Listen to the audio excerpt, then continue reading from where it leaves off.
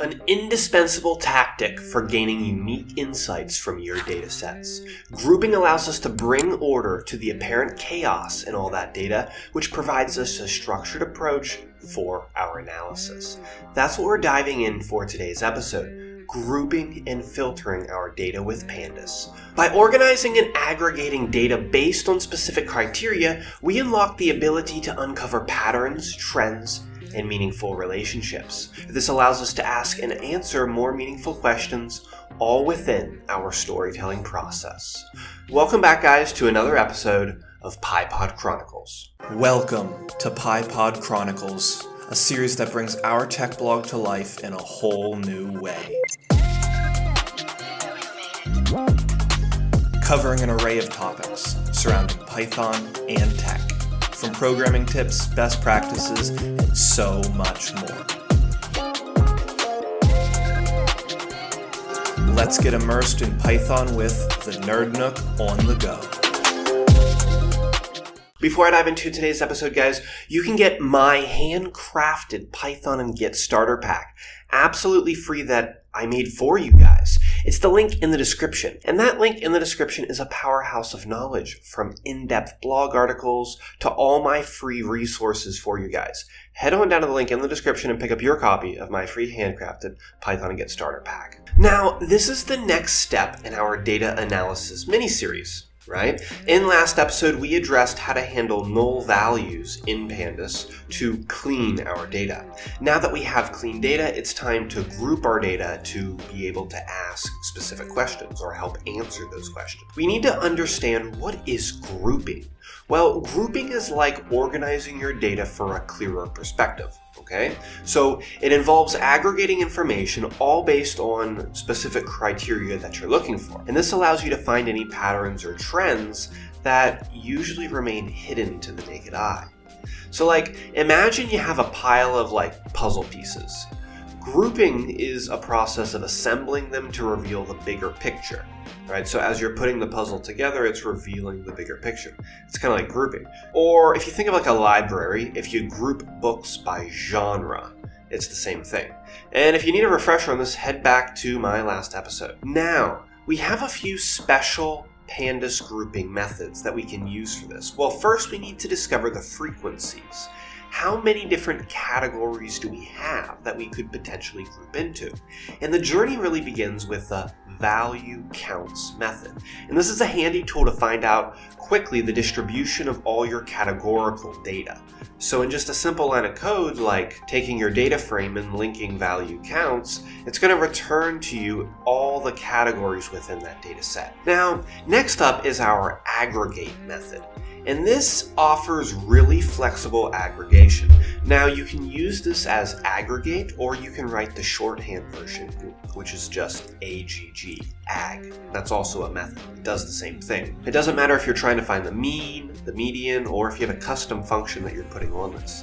What aggregate does is it allows you to apply multiple functions at one time to a specific column in your data set.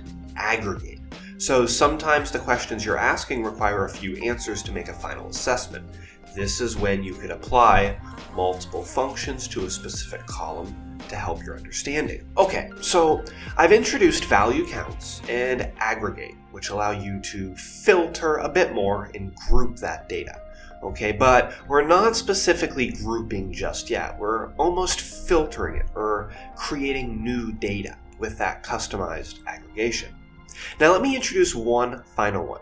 How can you craft tables within your terminal? Well, pivot table is a versatile method, and it's a dynamic tool for constructing a summary table. It gives you a consolidated and structured overview of the data. By specifying the rows and columns with your aggregation functions, you can take complex information and turn it into easily interpretable formats so you can read it much clearer and faster. Okay, and this is a great way to bring your data visually together. Now, it's not a chart or a plot that's fixed, but within your code, you can much more easily visualize. So let me give you guys a practical example. Now, I know this was a lot, but you really only need three methods. Imagine you have an online store. You want to analyze online purchases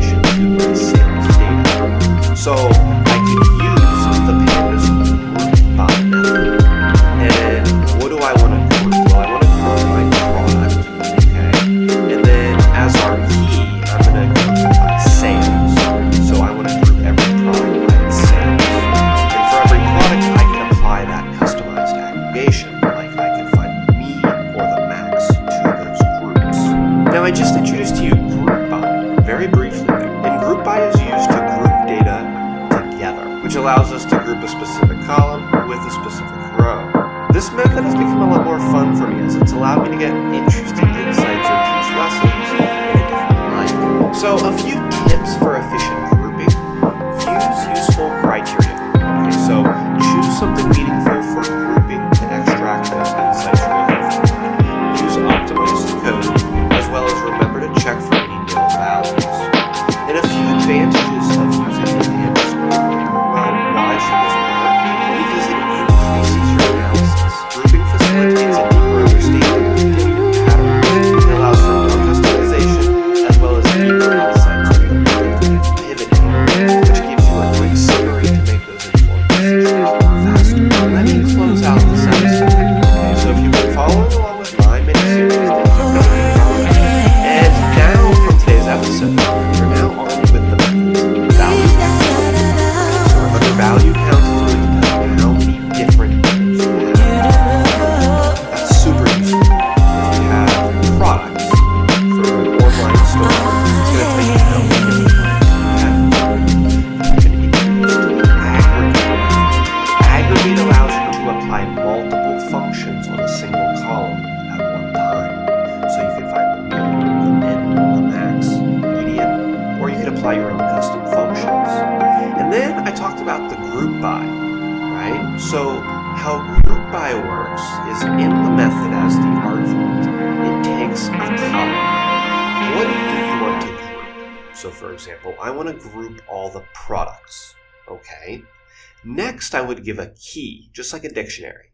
What do I want to group each product by? The sales. So now I'm grouping the product with the sales for that product. That becomes incredibly powerful for our grouping, which in turn is going to allow us to plot later on. And finally, you are introduced to pivot table, right? And pivot table allows you to quickly see a summary of your data all within your terminal, like VS Code. These are some of the most basic, but also some of the most important methods we can use to gain insights into our data early. Remember guys, practice is key. So dive into your own data sets and start exploring. That's what I've been doing a lot of recently. You can check out sites like Kaggle. At least that's what I use for my free data sets. They have a lot of stuff over there. Well guys, that was all for today's episode of PyPod Chronicles.